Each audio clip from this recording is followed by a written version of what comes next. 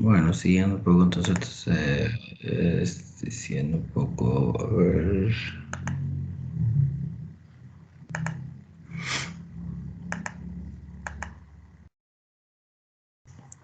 siguiendo un poco con lo que es tubo pleural.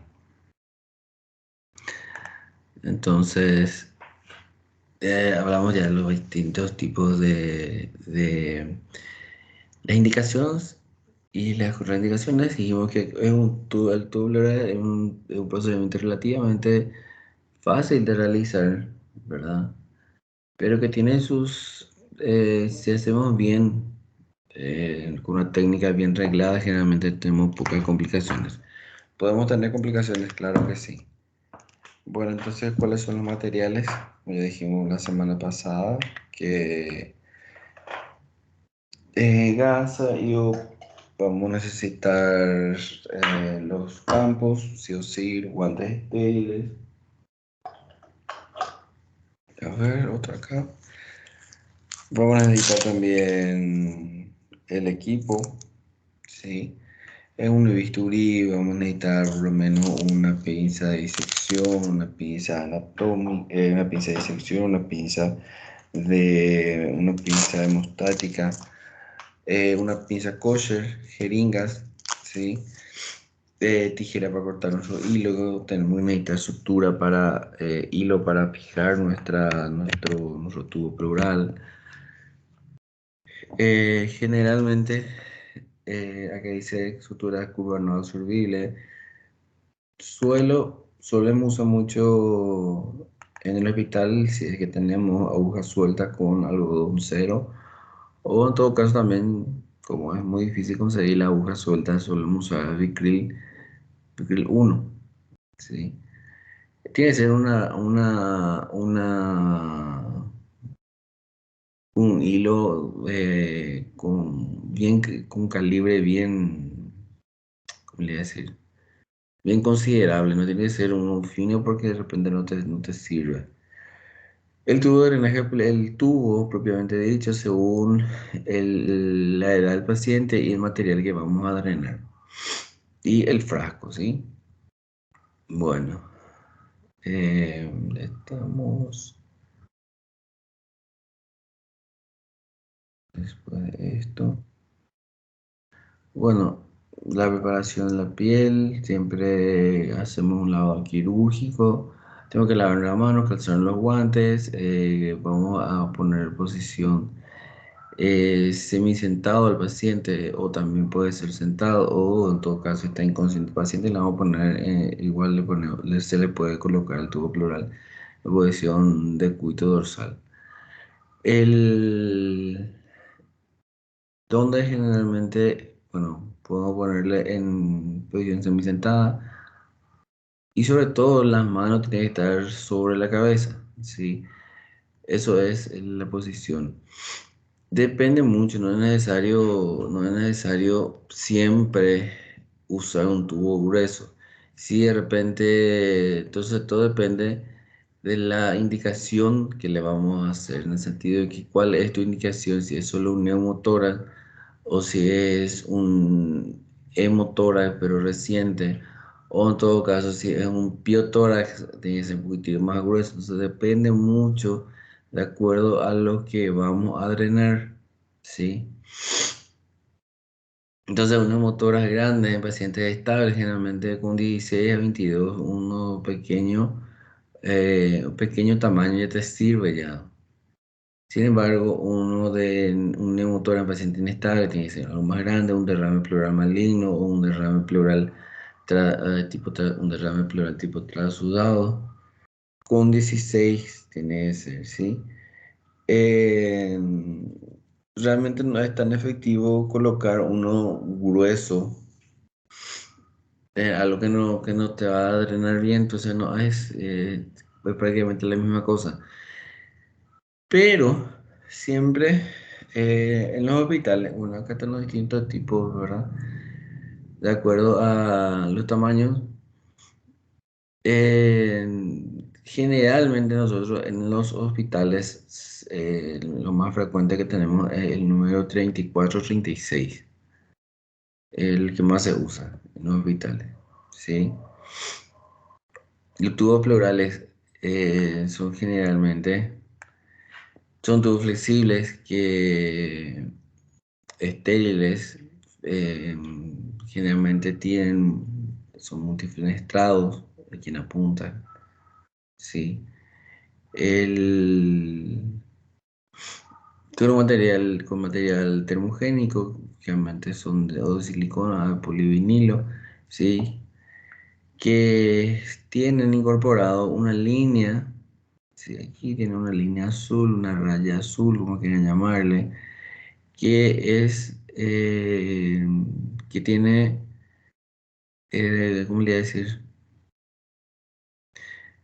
Ay, ¿cómo se llama esa línea? Una línea de radiocontraste, ¿sí? Que nos permite, cuando hagamos la radiografía de control, que nos permite ver la localización del tubo y si está o no correctamente colocado, ¿sí? La decisión de drenar, de qué drenaje o qué tubo utilizar, entonces depende de varios factores, siendo los principales el contenido que tenemos que drenar, el tamaño del paciente. De esta forma, el drenaje que vamos a drenar solo aire, sí, requiere de tubos mucho más más delgados que más gruesos, como ya le dije. Los tubos más gruesos o los contenidos más viscosos, vamos a utilizar los más gruesos o de mayor tamaño, como por ejemplo pus, linfa, sangre, por ejemplo, si es un hemotórax ya más avanzado, en el sentido que ya pasaron ya varias horas, que hay probabilidad que eso se esté coagulado ya, entonces vamos a usar algo más grueso, ¿sí? Em, a pesar de que los tubos finos son mucho mejores tolerados por los pacientes, tienen mucho el riesgo de obstruirse. Y algo muy importante que tenemos que tener en cuenta es que si estos tubos pleurales, si se obstruyen, eso no se desobstruye, ¿sí? Es importantísimo saber que eso no se desobstruye, eso se cambia. Por eso, ya para que no ocurra eso, siempre nosotros ya le ponemos en los hospitales unos tubos ya de mayor calibre, para que no ocurra eso. Claro, es menos tolerable al paciente, claro que duele más, pero tiene la ventaja que no se obstruye fácilmente. El... Entonces, en cuanto a la técnica, sí, vamos a posicionar al paciente, vamos a hacer la asepsia y podemos hacer la asepsia con cualquier solución antiséptica que tenemos. Puede ser el iosolución, puede ser la clorexidina, puede ser alcohol yodado, puede ser alcohol, lo que tengamos a mano nomás ya vamos a hacer, ¿sí?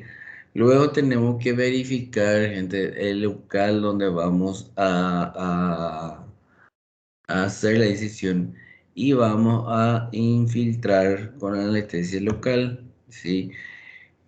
Puede ser con epinefrina o sin epinefrina. Generalmente con 10 ml de lidocaína ya sirve. Porque lo que nosotros vamos a infiltrar va a ser solamente piel, porque va a llegar un punto que en donde el cual nosotros no vamos a poder luego infiltrarle. Cuando tocamos los músculos, los intercostales, los nervios intercostales, no se puede, no vamos a poderlo infiltrar, no vamos a poderlo. Entonces eso, el paciente indefectiblemente va a sentir nomás luego, ¿sí? Bueno, luego vamos a hacer una incisión con el bisturí de la piel, ¿sí? Tejido celular subcutáneo, y vamos a empezar a divulsionar, ¿sí? Divulsionar con una hemostática todo lo que es el celular subcutáneo, vamos a llegar hasta la aponeurosis. ¿Dónde vamos a hacerle la incisión? Generalmente, pues generalmente, tenemos que hacer en el quinto espacio intercostal, ¿sí? Quinto espacio intercostal. Por favor, gente, no quiero ver, no quiero ver que pongan en el segundo espacio o que pongan, qué sé yo, cualquier lado. Ya he visto personas que pusieron cualquier lado del tubo y está mal. Tiene que ser siempre en el quinto espacio intercostal, en el quinto espacio intercostal, línea axilar media. O en todo caso, ¿dónde está? No, en todo caso, línea axilar media, sí. O en todo caso, línea axilar anterior, quinto espacio, siempre en el quinto espacio. Ahí está. Vamos a hacer una, como le dije, vamos a empezar a disecar, vamos a hacer una disección o divulsionar lo que es el tejido celular subcutáneo. Vamos a llegar hasta los planos, hasta la aponeurosis. Vamos a abrir la aponeurosis y vamos a llegar a los planos musculares. Una vez que llegamos a los planos musculares, ¿sí? Tenemos que hacer la pleurotomía. Una vez que hagamos la pleurotomía, ¿sí? Con la tijera. Entonces lo que tenemos que hacer es introducir el dedo. Sí, aquí está introduciendo el dedo.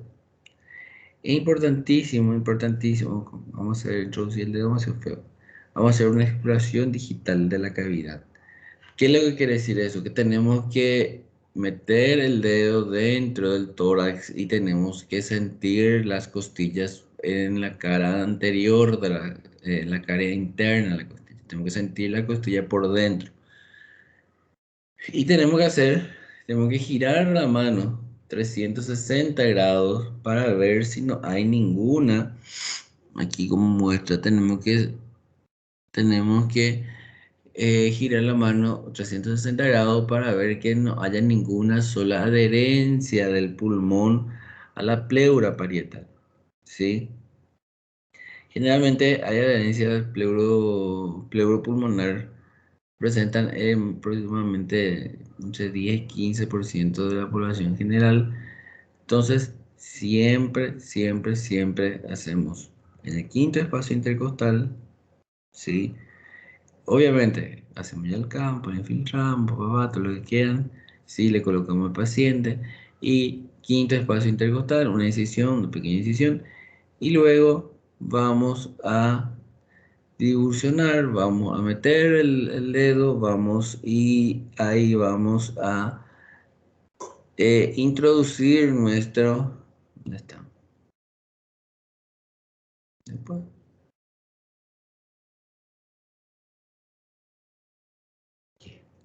Vamos a introducir, vamos a introducir el tubo. Antes de introducir el tubo, ya tenemos que dejar todo preparado, ¿sí? Como dijimos que vamos a usar una pinza kosher para pinzar nuestro tubo. Entonces, generalmente, si tenemos que introducir el tubo de drenaje pleural con la ayuda de una hemostática o una kosher, ¿sí? Pinzado en las puntas. Estamos. Eso tiene que estar ya conectado al sistema de drenaje. Estamos. Bueno, generalmente eso se hace para evitar una descompresión brusca del tórax. Luego de eso, a ver, luego de eso, perdón, ¿dónde vamos a ubicar? Generalmente, generalmente, vamos a ubicar siempre, en la dirección que vamos a ubicar siempre va a ser en la región posterior. ¿Sí? Posterior y siempre hacia arriba. ¿Qué quiere decir eso? Que el tubo pleural nunca vamos a meter derecho al tubo. Siempre tenemos que llevarle el tubo, tenemos que posicionar el tubo hacia atrás, hacia arriba, no hacia adelante. O sea, una vez que tengamos eso, vamos a fijar. Vamos a fijar por la piel. ¿Sí? Por eso el ojal que vamos a hacer, la incisión que vamos a hacer no tiene que ser tan grande, tiene que ser de tal manera que pueda introducirse nuestro dedo nomás. ¿Estamos?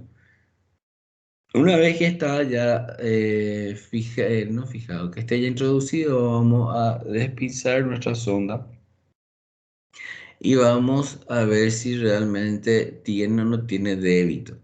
Una vez que, no, que tenga débito, vamos a fijar eso, ¿sí?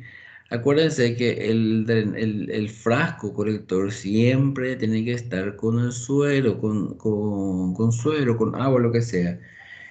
El frasco, el tubo o el sistema colector tiene que estar por lo menos 2 centímetros por debajo del agua. Antes de eso no, porque muchas veces, porque muchas veces el agua se puede evaporar, se puede derramar, qué sé yo, y la punta del tubo puede salir fuera del agua. Entonces le vamos a volver a hacer un neumotor a ese paciente, ¿sí? Es importante, importantísimo, importantísimo. Bueno, una vez que se le fije, ¿sí? Y que termine el procedimiento, se le da la curación, sí o sí vamos a necesitar hacer una radiografía de control, ¿sí? Para saber la ubicación del tubo, ¿sí? Y así tiene que estar el tubo, ¿sí? Se ve demasiado bien, se ve el tubo, que por dónde se introduce y siempre tiene que estar ¿dónde está mi mano? Hacia atrás y hacia arriba.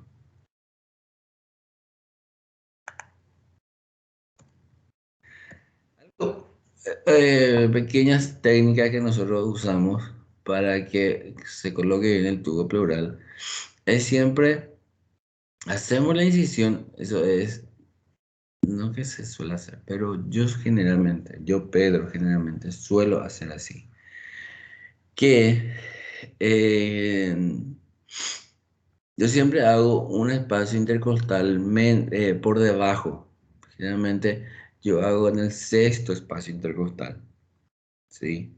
La incisión yo hago en el sexto espacio intercostal, pero cuando voy a introducir, ¿sí? Cuando hago la pleurotomía, generalmente me voy un espacio más hacia arriba, entonces en el quinto coloco, ¿sí? ¿Por qué? Porque si ponemos directamente, si hacemos en el quinto espacio intercostal y nos vamos y colocamos justamente en el quinto espacio intercostal, una vez que cerremos o fijamos ese tubo pleural, generalmente el tubo pleural se acoda. Entonces, vamos siempre, gente, a tratar de siempre poner un espacio intercostal por encima. ¿Está? ¿Cómo hacemos? ¿Cómo vamos a ver hasta dónde lo que vamos a introducir? Generalmente estos tubos ya tienen centímetros, ¿sí?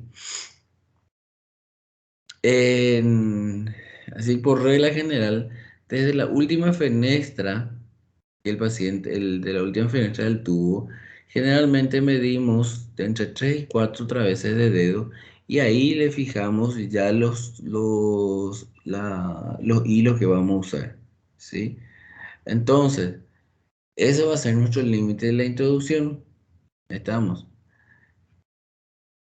Porque si no nos fijamos o nos marcamos antes, no vamos a saber hasta dónde vamos a entrar. Entonces sí o sí tenemos que marcar primero. ¿Y cómo marcamos? Con los hilos.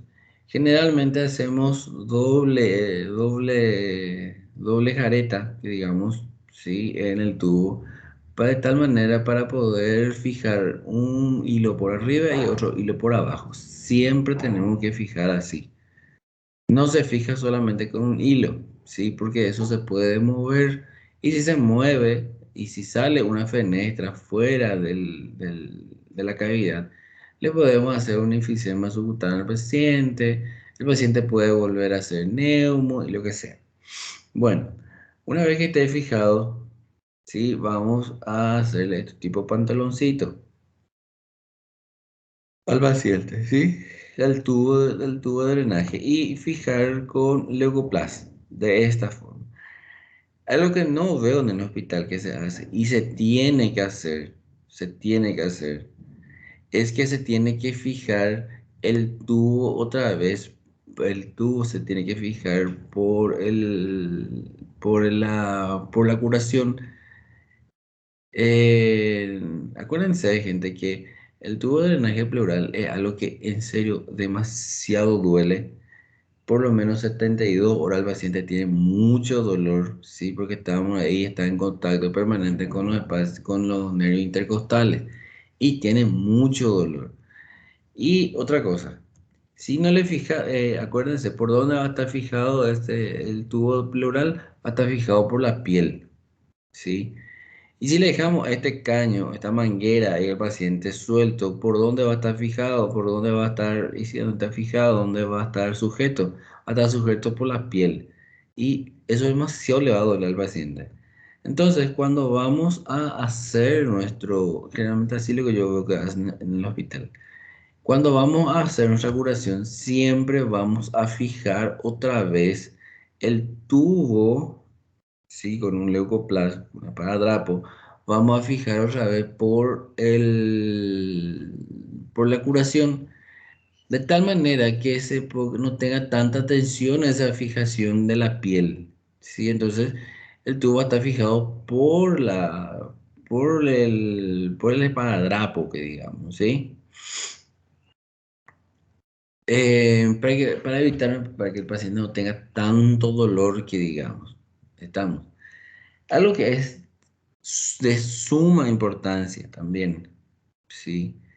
Y que muchísimas veces ya he visto en el hospital que se olvidaron de hacer y está mal. Siempre, siempre, siempre, siempre tenemos que asegurar esta conexión.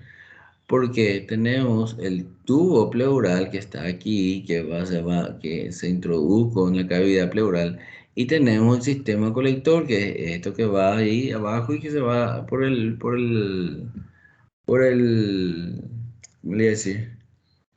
En el frasco colector, ¿sí? Esa conexión siempre tenemos que asegurar, ¿sí? Siempre hay que asegurar esa conexión con un leucoplas porque eso se puede soltar. Ya pasó varias veces que, por ejemplo, el paciente durmiendo se movió durmiendo sin darse cuenta y se desconectó de eso y comienza a hacer neumotor al paciente. Y está mal, por eso siempre tenemos que, tenemos que asegurar esto. Pues en cuanto a las complicaciones que podemos tener, sería el sangrado y el hemotoras debido a la perforación de una arteria intercostal. Sí, por eso es importantísimo siempre ir tocando o ir viendo el borde superior de la costilla inferior. ¿Sí? Perforación de estructuras vasculares importante cuando introducimos directamente, no direccionamos nuestro tubo. También podemos perforar grandes vasos. Podemos hacer enfisema subcutáneo, ¿sí? Al paciente enfisema por expansión pulmonar rápida. Enfisema subcutáneo, generalmente podemos hacerle al paciente cuando no se introduce todo y se deja la última fenestra en el celular subcutáneo. Entonces, siempre se tiene que tratar de meter todas las fenestras. Perforación de vísceras, cuando la hacemos muy debajo, en los últimos espacios pleurales, generalmente podemos, en vez de ponerle el tubo pleural en el tórax, podemos ponerle en el abdomen, ¿sí? Neuralgia intercostal por traumatismo de paquetes neurovasculares intercostales, ¿sí? Generalmente ocurre mucho esto cuando se deja muy flojo el drenaje, porque se empieza a mover y entonces le duele al paciente, ¿sí? Infección, que es algo muy común, infección del sitio de drenaje también, o un empiema.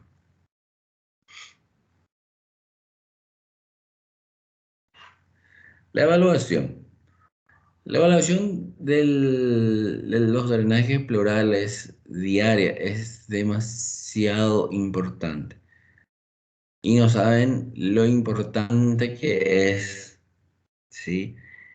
Siempre, siempre tenemos que estar evaluando ese tubo pleural que le pusimos al paciente. Y sobre todo ustedes que van a ser internos, cuando roten por cirugía, cuando tengan un paciente con un drenaje pleural, hay preguntas que se tienen que responder todos los días, ¿sí? Para esa evaluación. Y son preguntas que obviamente no se le va a hacer, pero son preguntas que se tienen que responder, eso siempre en recorrida, ¿sí? Bueno, ¿y cuáles son esas preguntas? En cuanto al débito, ¿sí? Siempre tenemos que verificar el débito. ¿Cuánto lo que salió? ¿Sí? Es demasiado importante saber cuánto lo que salió. Se tiene que verificar diariamente la cantidad de líquido drenado, ¿sí? Es muy importante. Y eso siempre se le va a preguntar cuánto lo que drenó. ¿Cuánto drenó en el primer día? ¿Cuánto drenó en el segundo día? ¿Cuánto drenó en el tercer día? ¿Cómo fue ¿cómo le iba a decir? Ahí me viene la palabra. ¿Cómo fue saliendo el drenaje? Como el débito, ¿sí? Obviamente es diferente cuando el paciente, por ejemplo, es un drenaje pleural masivo, ¿sí? Que eso tenemos sus indicaciones también. Cuando, por ejemplo, para indicación de toracotomía, si de repente a la colocación del tubo pleural viene un débito de más de 1500 o 1500, entonces eso es indicación ya de una toracotomía de urgencia. O si el débito es de 200 ml por hora durante las primeras 6 horas, eso también es indicación de drenaje. Entonces, ¿cuánto es el débito? Acuérdense siempre de eso. ¿Cuánto lo que drenó? Y siempre tenemos que contabilizar eso en 24 horas. Acuérdense que en cirugía el día tiene 24 horas. Entonces, en 24 horas nosotros vamos a ver qué tipo cuánto es el débito. Siempre eso descontando de la base, como nosotros le decimos, que la base es el agua que se le coloca, el suero que se le coloca en el frasco para que el tubo esté por debajo del agua. Y eso siempre vamos a verificar en hoja de enfermería, ¿sí? Algo que es muy importante también, ¿sí? ¿Cuáles son las características del débito? Estamos.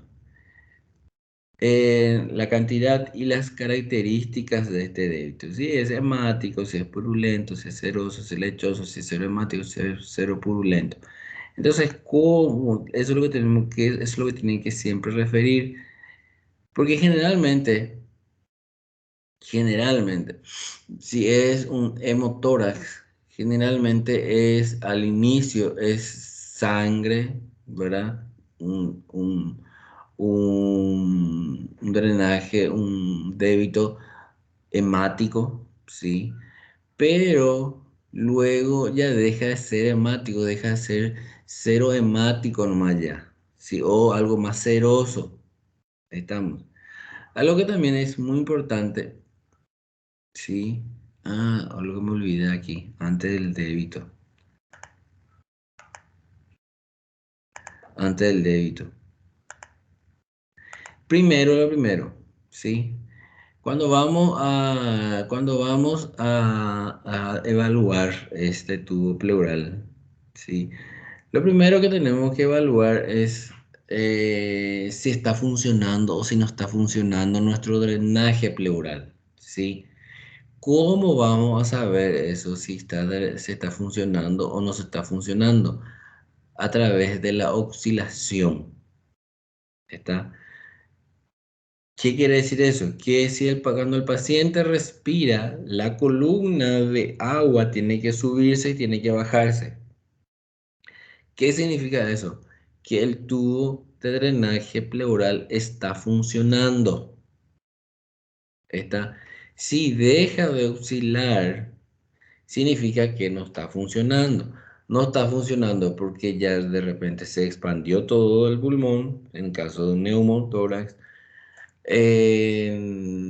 o puede estar acodado ese tubo pleural, ¿sí? O también puede ser que el tubo pleural esté obstruido, ¿sí? El hecho de que deje de drenar significa que no está más funcionando. Perdón, drenar, oscilar. Entonces la primera cosa que tiene que decir es si está oscilando o no, si está o no oscilando. El segundo es el débito que él tiene, el tipo de débito. Y algo muy importante también es que si existe o no existe fuga de aire, ¿sí? En el sentido fuga de aire, es si en algún momento del ciclo respiratorio se visualizan burbujas en el, en el frasco, ¿sí? El frasco de agua. Si tenemos o no tenemos burbujas.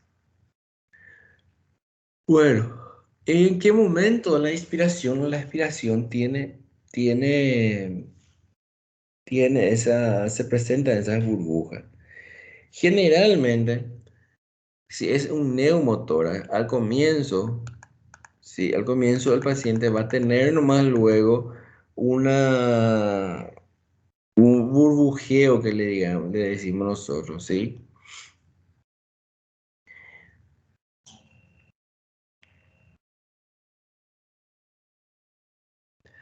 Al inicio el paciente va a tener mal un burbujeo porque tiene un neumotórax y un neumo, ¿sí? Entonces el aire tiene que estar saliendo, que es normal todavía, ¿sí? Pero si con el correr del tiempo eh, ese burbujeo continúa y se mantiene, y sobre todo en la expiración forzada, entonces eso significa que el paciente está teniendo una fístula broncopleural. ¿Está? Entonces, si tiene una fístula broncopleural, eso es, eso es, eso quiere decir que va a requerir la aspiración o si requiere o no requiere aspiración, ¿sí? ¿Para qué eso? Para tratar de aumentar la presión negativa que va a tener el frasco, el sistema adentro de la cavidad pleural y eso va a favorecer el drenaje y también la expansión pulmonar. Con eso generalmente pues, van a disminuir la atelectasia y con eso también vamos a cerrar lo que son las fístulas broncopleurales. Por eso es importantísimo, gente, saber primero la oscilación, si está funcionando o no, el débito, la característica del débito y si presenta o no, si presenta o no el burbujeo. ¿Sí? Bueno. Cuando retiramos el, cuando retiramos el drenaje pleural, ¿sí? La decisión del retiro del drenaje pleural se debe responder a varias preguntas clínicas, preguntas sencillas clínicas propias del drenaje y también de la imagen. Si nos respondemos todas esas preguntas, ahí ya tenemos condiciones de retirar ese drenaje. ¿Está? Si no se responde todas las preguntas, ¿sí? Entonces todavía no es indicación para retirar el drenaje. ¿Estamos? Bueno, entonces, ya se resolvió la causa por el cual se instaló. Si ya está resuelta o no está resuelta. En el sentido que Si se le colocó por un neumotórax, ¿tiene todavía neumotórax ese paciente o no tiene neumotórax? ¿Sí? Si está o no está resuelta. Hay fuga de aire o fuga aérea, ¿sí? Siempre en el sentido que si tiene todavía, si tiene fuga de aire o si está burbujeando todavía ese tubo, ¿sí? Significa que tiene una fístula broncopleural. Entonces, si es que le retiramos el drenaje, vamos a volver a hacer, se le va a volver a hacer otra vez un neumo a ese paciente. Entonces no está resuelto la causa. Está, el pulmón está expandido o no está expandido, ¿sí? No siempre tenemos que esperar que se expanda por completo ese pulmón, porque eso depende mucho de la patología o de la causa por qué se le colocó, ¿sí? ¿Cómo vamos a saber eso? Por una radiografía de tórax, ¿sí? El, otra cosa también, ¿cuánto es el débito que tiene diario? Sino que ¿y cómo fue? Ay, no ven esa palabra. ¿Cómo fue no el débito total, sino cómo fue diariamente, cómo fue drenando ese tubo? ¿Sí? Generalmente, a pesar que algunas escuelas preconizan el retiro de los drenajes pleurales con débito menores a 450 ml, ¿sí? Lo habitual es el retiro del drenaje cuando tiene menos de 100 ml por día, ¿sí? Y cuando eso se mantiene, estamos. El derrame, ¿existe derrame residual o no existe derrame residual? ¿Sí? Si tiene el derrame todavía residual y si se le retira ese drenaje pleural, quiere decir que después eso se puede infectar y puede volver a formar un derrame pleural. Entonces, con eso no se le retira. ¿Entienden? El, eso quiere decir también, volviendo a la pregunta anterior, que si se expandió o no del todo el pulmón. ¿Está? Eh, ¿Cómo le iba a decir? Entonces, si se y antes que esto, le tenemos que preguntarnos también si está funcionando o si no está funcionando el drenaje. Porque si no está funcionando más, quiere decir, si no está funcionando, si no está oscilando, quiere decir no está funcionando. Eso es indicación para cambiar, no retirar, cambiar. Así que es diferente, ¿sí? Bueno, entonces los tubos de drenaje pleural deben ser retirados.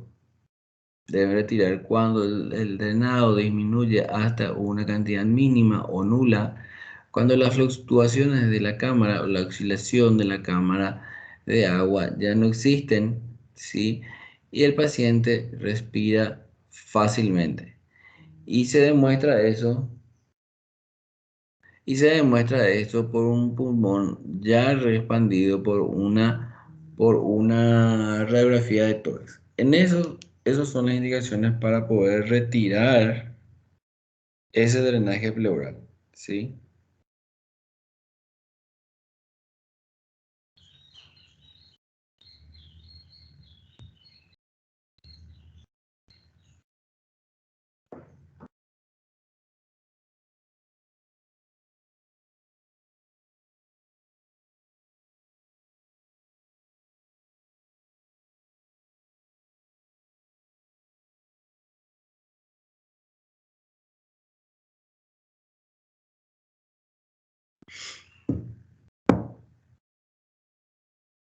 Bueno, ¿cómo retirar en cuanto al drenaje pleural, para retirar, sí?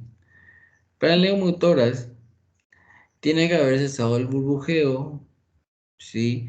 Y el pulmón debe estar totalmente expandido. Para cualquier líquido que tengamos, ¿sí? Tiene que tener, o esta es la indicación que nosotros tenemos ahora, es que eh, tiene que tener un débito, ¿sí? Menos de 200 ml en 24 horas. Y sobre todo, tiene que ser un líquido ceroso. Por eso, cuando estamos hablando aquí, ¿dónde está? Cuando estamos hablando aquí de las características del débito, generalmente si es un neumotórax, si un hemotórax, sí, generalmente comienza a ser purulento, pues empieza a ser eh, hemático y con el pasar del tiempo, ¿sí? Comienza a ser ceroso. ¿Qué quiere decir eso, ceroso? Quiere decir algo sí, transparente, algo parece más hacia amarillo. Eso quiere decir que en ese momento ya es indicación para retirar, ¿sí? Porque ese débito va a continuar dando. Entonces, si es ceroso y menos de 200, eso ya es indicación, ¿sí? Como le dije, lógicamente se tiene que retirar ese drenaje pleural una vez que ya esté superado el cuadro en el cual se le va a colocar el paciente, ese tubo, ¿sí? Si no, si no, entonces se deja todavía. En caso que se obstruya y todas esas cosas, sí se le cambia, pero si no, si está funcionando, dejaré todavía ahí si no está resuelto.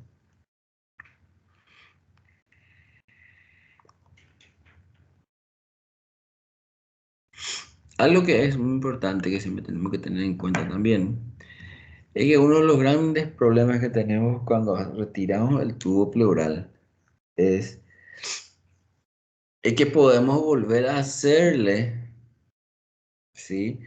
Nuevos neumotores a ese paciente cuando le vamos a retirar. Por eso también es tan importante saber la técnica de cómo retirar ese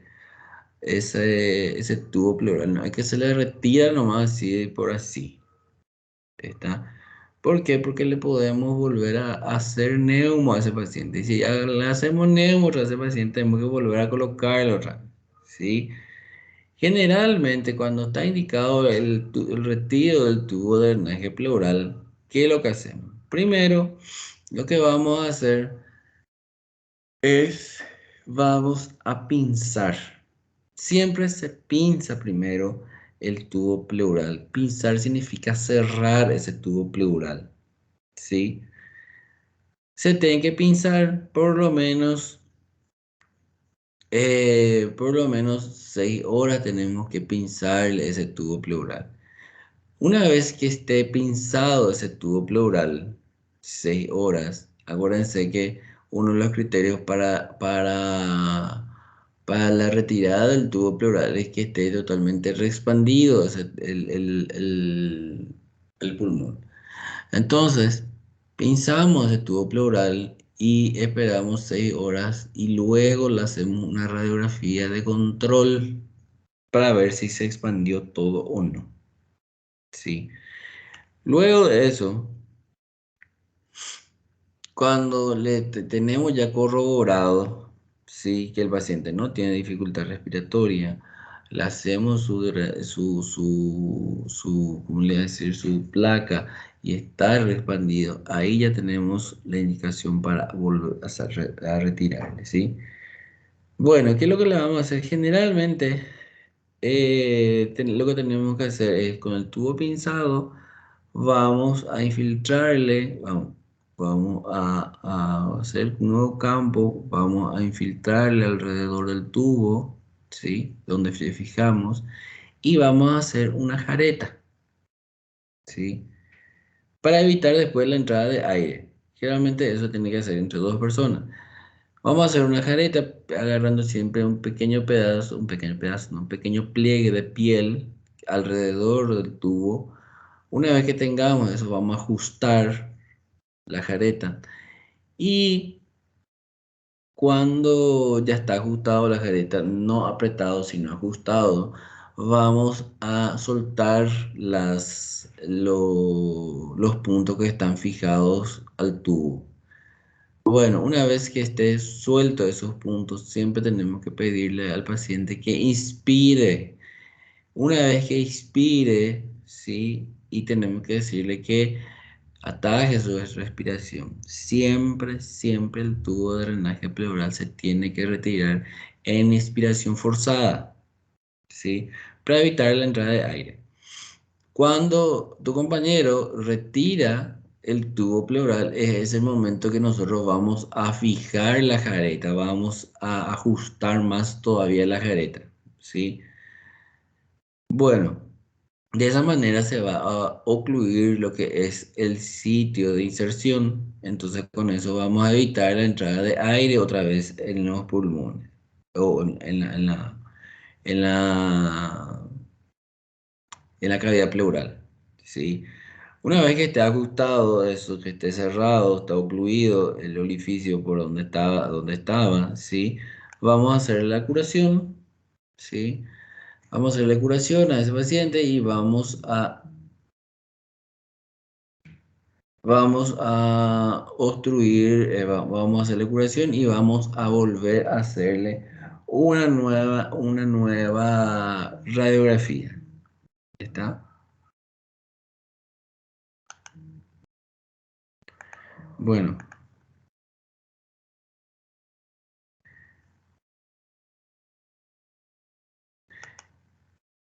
¿alguna pregunta hasta aquí, gente?